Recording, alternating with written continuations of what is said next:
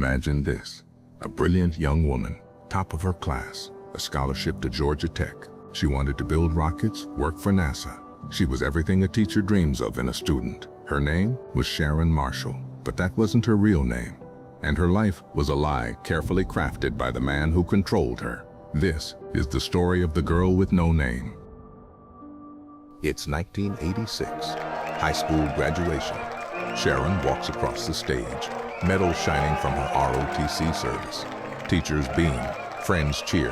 One instructor pats her shoulder and says, "Sharon, you're destined for great things. NASA's going to be lucky to have you." Sharon smiles. But behind her smile, there's fear. Because in the bleachers, a man named Franklin Delano Floyd is watching. He isn't her father. He isn't her husband. He's something else. Later that night, Sharon tries to bring up her dreams. I just want to go to college, Frank. Just give me a chance. But Frank slams his fist on the table. Your place is here. With me. Forget that nonsense. And just like that, the scholarship, the dream of NASA, the future vanished. By 1988, Sharon was a young mother. Her son Michael was her entire world. She held him close one night and whispered, You deserve better, baby. I promise I'll protect you. But protecting Michael meant working. Frank refused to hold a job, claiming constant pain. So Sharon became an exotic dancer to keep them afloat. At the club, another dancer, Cheryl, saw through the mask. You don't belong here, Sharon. You're too smart for this. But Frank overheard. His jaw clenched, his eyes burned. And Frank Floyd was not a man who forgave. In 1989, Cheryl vanished. Her car was abandoned at the airport. But Cheryl, gone without a trace. At the club, whispers spread. Last time I saw her, she was fighting with Frank. One dancer said. But there was no body, no proof, just shadows.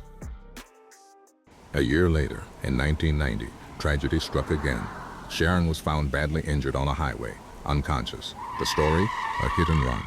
At the hospital, doctors whispered among themselves. These injuries don't line up. The bruises are old. Something's off. Sharon tried to speak, her voice faint. Please, protect Michael. 5 days later, she was gone. Frank didn't cry, didn't mourn. Instead, he stormed into an insurance office, demanding her life insurance money using fake names, fake social security numbers, and that fraud exposed everything. Authorities dug into Frank Floyd's past. What they uncovered was chilling. In 1962, Frank kidnapped a 4-year-old girl. He escaped from a mental hospital by stealing a car. The very next day, he robbed a bank. By 1972, he was out on parole. He tried to abduct another child. He jumped bail, disappeared. For decades, he lived under stolen names, constantly on the run, and now he was at the center of another storm. With Sharon gone, 6-year-old Michael was placed in foster care. He was withdrawn, silent. He didn't speak, only cried and screamed. His foster mother tried to comfort him. It's okay, sweetheart. You're safe here. But when Frank showed up demanding visitation, Michael's behavior worsened. Frank shouted through the door, That's my boy. He's mine. DNA tests proved otherwise.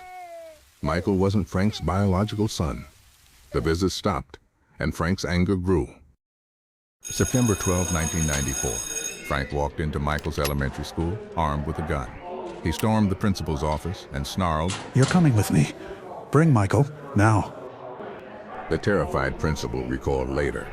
He said if I didn't drive, he'd kill us both. Michael sat quietly in the back seat as Frank forced them down the highway. Days later, Frank was captured in Kentucky, but Michael was gone, and to this day, his fate remains a mystery.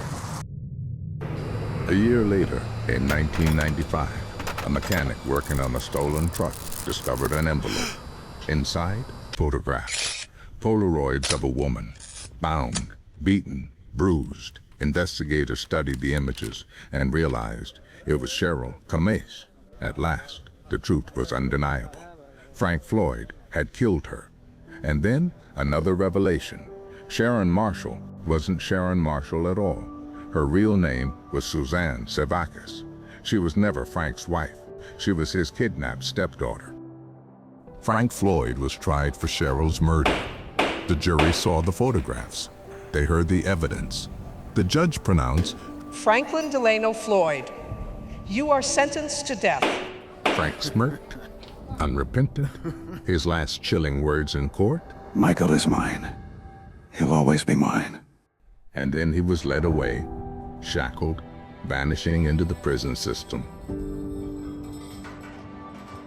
Suzanne Servakis, once known as Sharon Marshall, was a brilliant young woman who dreamed of building rockets for NASA, but her life was stolen by a man who thrived in shadows. Her son Michael's fate remains unknown, and Frank Floyd, he sits on death row, unrepentant, until the day he dies. This is the story of the girl with no name. Don't forget to like and subscribe. And if you have your own nice and cool stories, share them with me through email. You might see them featured here.